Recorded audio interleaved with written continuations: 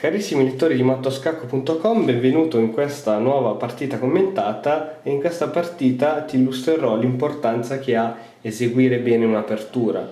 Se infatti si sbagliano le prime mosse si avrà poi difficoltà a recuperare la partita, proprio come accade in questa dove il nero sbaglia a giocare le prime mosse.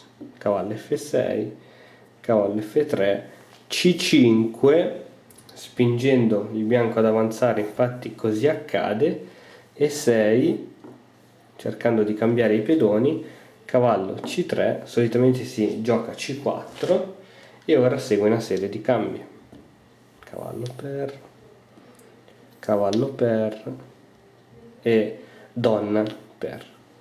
Come puoi vedere il bianco sta messo molto meglio perché ha una regina centrata ed una posizione fortissima dove ha le diagonali libere e in più il bianco ha già anche il cavallo sviluppato.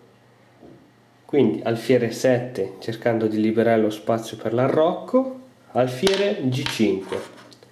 Questa mossa di alfiere è importantissima perché serve a sviluppare un alfiere e in più serve anche a liberare lo spazio per l'arrocco lungo, cosa che farà presto. Infatti arrocco e arrocco lungo. Cavallo C6 A3.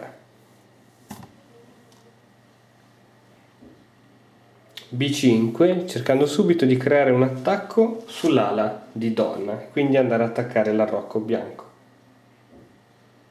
Una mossa un po' prematura, ma tuttavia il nero non è che ha altre giocate. E3 liberando l'alfiere campochiaro e torre B8.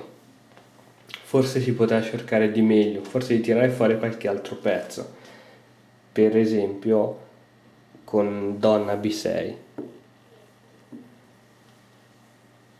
Alfiere D3 progettando una rete di matto che il nero non ha visto.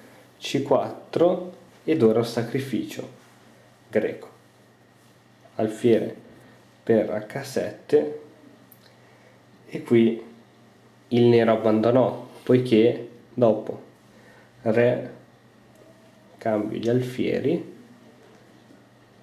donna per E7 o cavallo per E7 ma ancora peggio, e donna H5 scacco, re costretto ad andare in G8, cavallo G5 e dopodiché matto in H7.